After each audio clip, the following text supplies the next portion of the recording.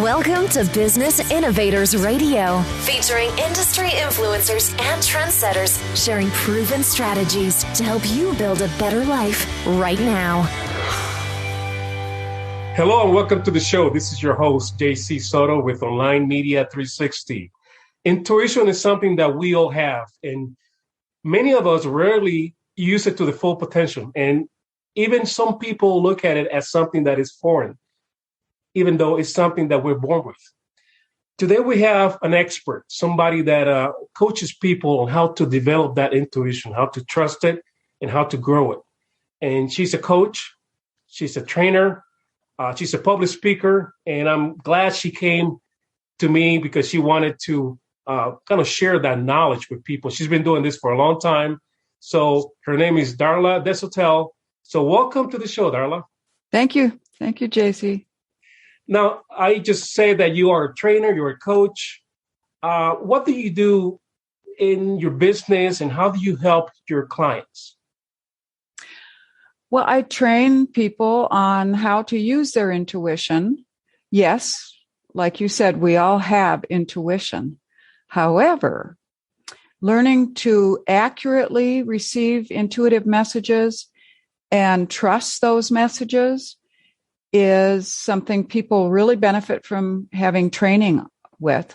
I do one-on-one coaching, but I also teach the Silva UltraMind ESP Training 3 times a year in Phoenix, Arizona.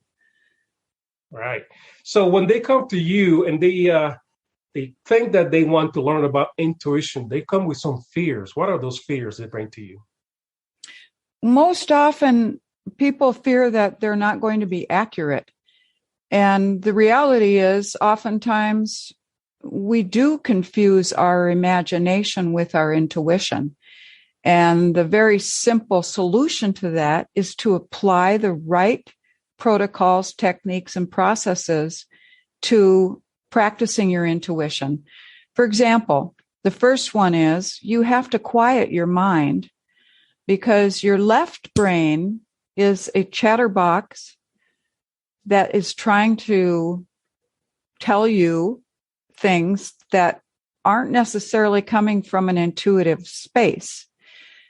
They might remind you of something you saw on television yesterday or a book you read 5 years ago, and that'll get jumbled up with true intuition. So we need to first quiet the mind to like a daydream state of mind, an alpha brainwave. Alpha and theta brainwaves are the most common forms of or levels of calm mind.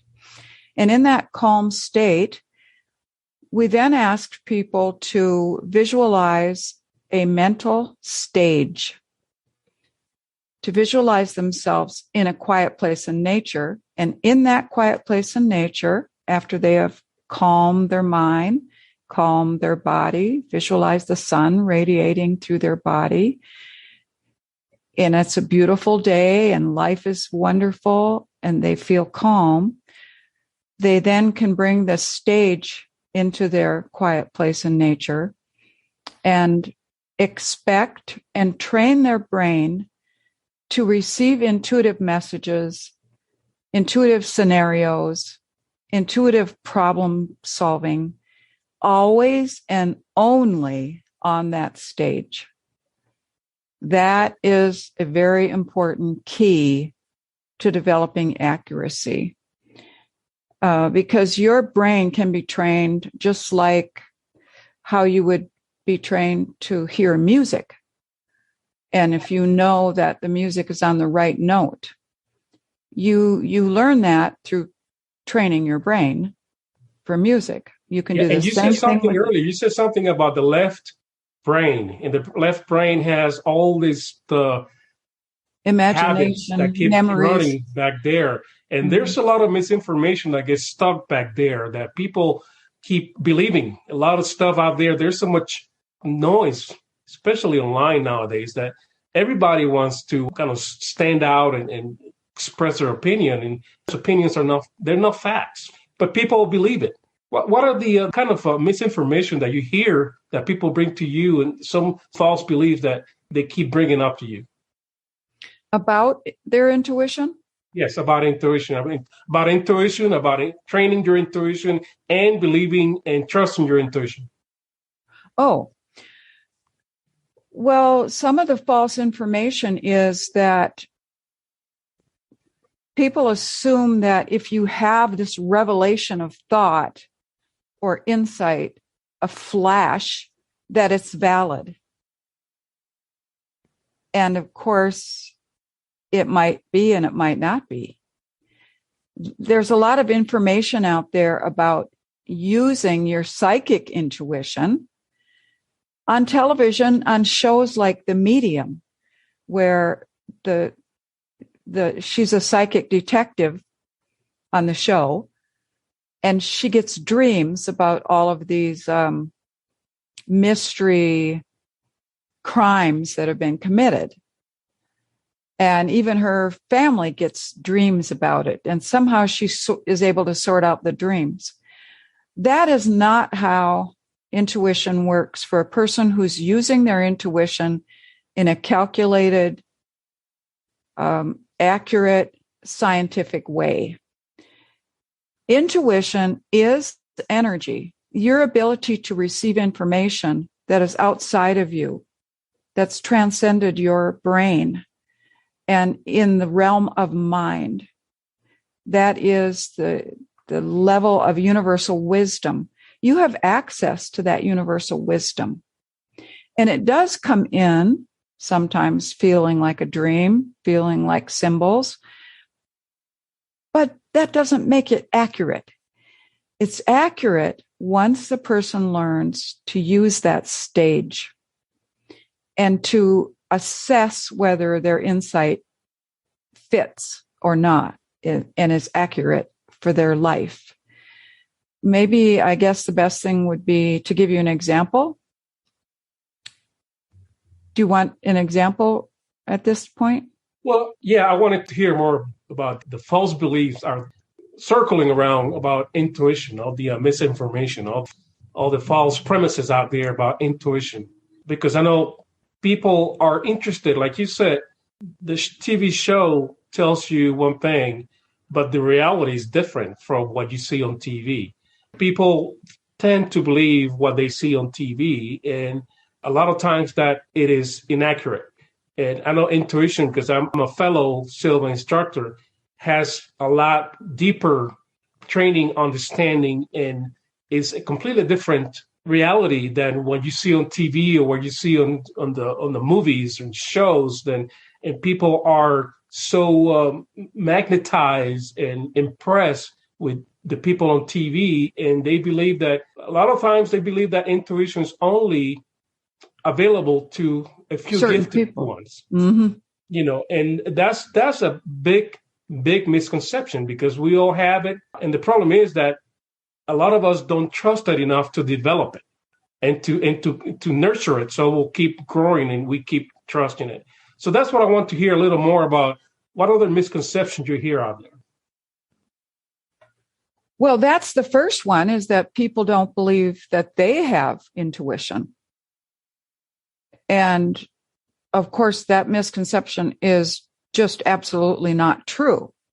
That would be like saying, well, I don't have a heartbeat. Well, you're alive, right? So yes, you have a heartbeat and you have intuition. You have psychic ability and the ability to perceive and detect information and facts that are beyond your physical space by projecting your mind to another place and projecting information onto your stage.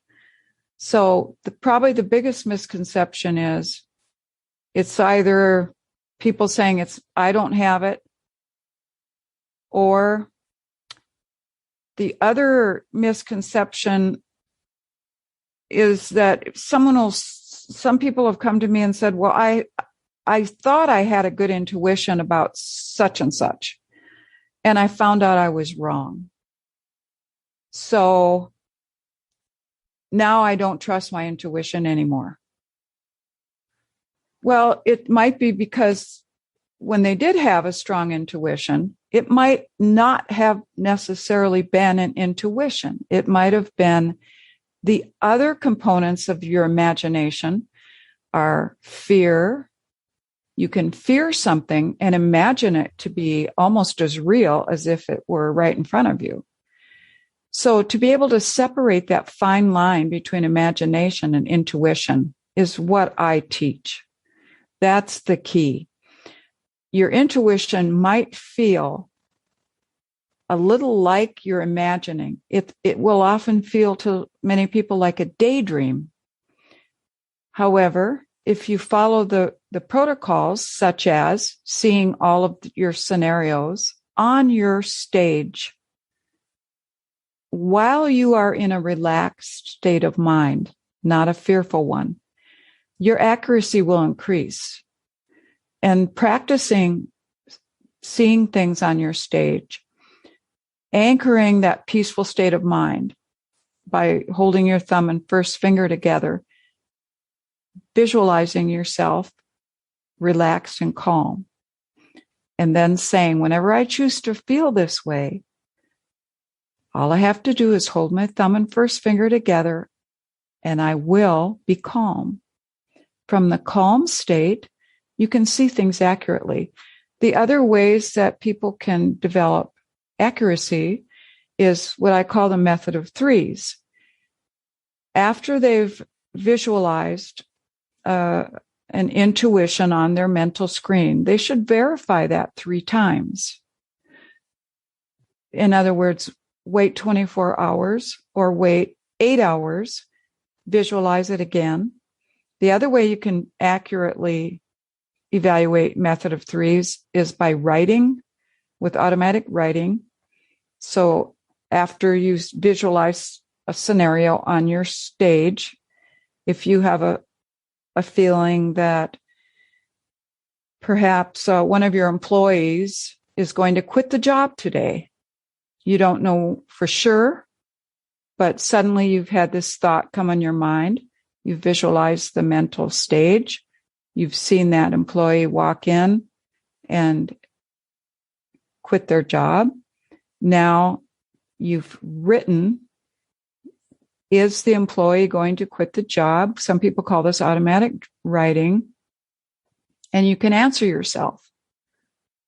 We also use the mirror technique, where we have you look in your own eyes in a mirror and ask yourself, go through your eye to your higher self and ask yourself if your employee is going to quit today. Oh, that's pretty interesting. Now, do you have someone that you can, maybe an example of someone that you helped with their intuition, to develop their intuition? And if you have a business example of someone that used their intuition to maybe grow their business or choose the right business, something in that arena, I would like to hear about that, because I think that will be really, really helpful. Oh, yes. Oh, I can think of hundreds of examples. So let me just start with one. Well, I have a customer who, she's probably one of the top salespeople. Now she left that position and moved to another one. But let me tell you about how she managed to position herself as the best salesperson in her company year after year. She would, they always kept a file, like a Rolodex kind of thing, on their desk. And she had maybe 1,000 customers. And at one point, every day she would go through her customer list and try to figure out the best customers to contact, either on a timeline or just using her intuition. And her best techniques were she would just place her hand on the card, visualize the person's name on her stage, move the card. It just take like a half a second, just seeing the name, move the card, see the next name, move the card, and just wait until she felt the word she described to me was happy and inspired, where she'd say, oh, yes, that person is waiting for me to call them. And she would pick the client based on that feeling and that feeling only. Well, about half of the customers she'd call would either buy or would want to talk to her or were going to buy shortly thereafter. The other people in the company were experiencing 1 in 25 responses. She was getting 1 in 2. Wow. Yes. Wow. And she says that's the only way that she could account for her success. That's really impressive. And, any business owner will be happy to learn how to do that, because to be able to trust that, and I know it requires some training. That's where you're the expert. Yes. But it requires some training and programming. But once it's done, it's there. It doesn't go away. And you don't need anything else to do it. Just yourself. And like you said, be calm yourself down, and use your own innate intuition. That's fantastic.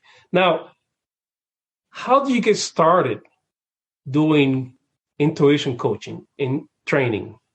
How did I get started? Yeah. What was the spark that you're involved in doing this? Well, 2 major things happened in my life that inspired me to want to work in this arena. I did do management consulting for over 32 years all over the country, and eventually decided that this was the most important topic I could possibly offer people, because it's such a specialty and it's so important. And without it, I don't know how anybody can succeed in business without using their intuition. There's just too much information out there. They have to be able to quickly get to a decision.